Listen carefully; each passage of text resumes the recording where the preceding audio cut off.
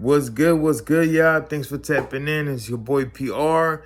Welcome to 61 Minute Podcast. I am your host. The reason of this video is because I, since my third eye is open and I see that people's biological clocks in the music industry, pretty much I could see when it's running out. And the person I see that their clock is running out is, I believe, is Meek Mills. The reason is because we have Meek Mills, coming out of jail, kind of like it was like a redemption type thing, you know what I mean? When everybody was kicking him when he was down with the thing with Drake.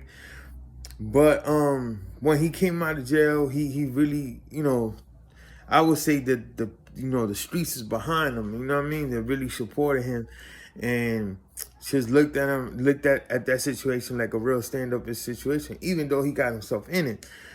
But the fact of the matter is, the people that invest in Meek Mills had different plans for Meek Mills. They had plans of him being like somebody kind of like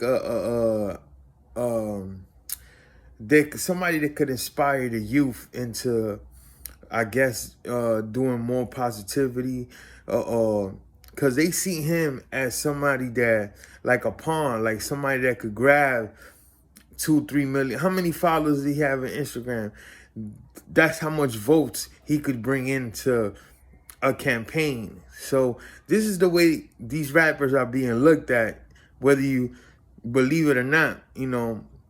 I remember Young Jeezy had did a video with what was this governor from Arizona that he passed away recently. Well, yeah. I remember just seeing rappers tying in like Cardi B and Bernie Sanders. So Meek Mills is in the majority of these rappers are basically pawns in this game. So when they invest in you to get you out of jail in all this situation, and you're basically in Clubhouse and talking like the way you talking in there, you know what I'm saying? And then talking to academics, the way you talking to him there, it seems like he's taking, like, he's forgetting what was the cause, prison reform and I remember him talking about, his celly or somebody that was in jail and his story that he didn't have money to bail out.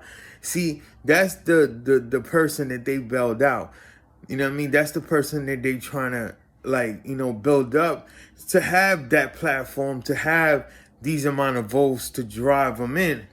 That's all they basically banking on, you know what I mean? But his music is on a decline. A lot of things is on the decline. Now, what disturbs me is the fact that these two guys are label mates. 6ix9ine and Meek Mills are label mates. 6ix9ine has a managing deal with Roc Nation, which I already explained to you on the last video. How is when you sign to Roc Nation, you're really signing into like a prison industrial complex type thing, because this is the things that they've been pointing out for years. Their employees are, federal informants, allegedly. This is all allegedly for entertainment purposes only.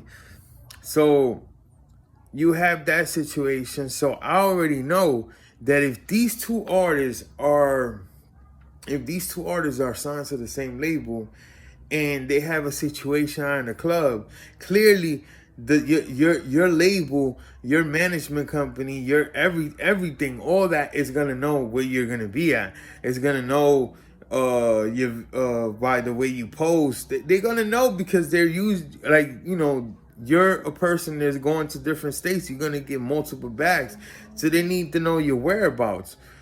So it's funny to me how, these guys are both label mates. They both have they use the same security companies, which I wonder who they are, but they use the same security companies, and for some reason they bump into each other. Nothing happens. Now, you could sum it all up to say It could be what I'm telling you, that they're not using this kid no more, or it could be that, you know, they both have new music coming out and they both need a buzz, and this is all theatrics. That's what I'm leading to, because is everything is nowadays is smoke and mirrors. So the way I look at it is that situation didn't help Meek Mills. It hurt Meek Mills. As far as having this dude jump out the car and nothing happened to him, knowing that, you know, these are some of the reasons why so-called Nipsey died for. You know what I mean? With a snitch and all, like, you supposed to make an example out of these so-called people, because that's the code of the streets, right? You supposed to make an example out of these snitches. Got to make it difficult for them to breathe out here, allegedly for entertainment purposes only. But this is what the streets see. That's why, you know, when Troy Ave said streets is a myth, I kind of believe it though, because the people that uphold these standards don't hold them at all behind closed doors. And you got to think about it. Thank God for a cell phone. You know what I'm saying? Because without cell phones nowadays, we won't know what's really happening. We just get it from word of mouth. But from everything that I see, is looking like Roc Nations, as far as the artists, the rap artists, they're cash cow. They're number one, you know, rapper out there is taking a hit on it, and they should feel responsible for that, because these two guys are in the same label, so they're fighting the same type of fight. Like, you can't have Target be fighting and competing with another Target. You know, they got to compete with, you know, Walmart or something like that. You know what I'm saying? So you got to start looking at that aspect of it. Why would Roc Nation have two artists that don't like each other at the same place? Why would you even sign a guy that's like 6ix9ine when you upholding the fact that the street code and all of this? So there's a lot of hypocrisy going on, and there's two outcomes. Like I said, allegedly for entertainment purposes only, is the outcome that you have Meek Mill's time in the industry. They feel that they probably can't control him, you know what I mean, to maintain that, you know, as far as him being the activist or anything like that, because it contradicts what Roc Nation is trying to do. You know what I mean? As far as they're cleaning up their act for that fumble that they did with the NFL. You know what I'm saying? So they trying to have this kid or Meek Mills be more attached to the youth, because, like I told you, you know, vote is a very strong tool. So when you got an artist that has a demographic of followers of 10 million in the Instagram, an example, or 5 million, that's 5 million votes that's across the United States. You know what I mean? We all seen how close it was in the election with Trump and other elections. So you know, votes count. So when you have artists and you have record companies that are controlled by Dixiecrats, that control the people in the neighborhood, that control other people in other neighborhoods, you got to understand that's power. There's power in numbers. So if Meek Mills has 10 million, 5 million followers, that's 10 million potential votes. Or let's say 1 million. That's a lot. So we got to start looking at that. But I feel that there's two scenarios. Either his musical biological clock is ticking, or is it that this is all theatrics and they're both in the same label mate? They're both label mates. So this is all theatrics to sell records, because both of them have music coming out. 6ix9ine has music coming out. Meek has music coming out.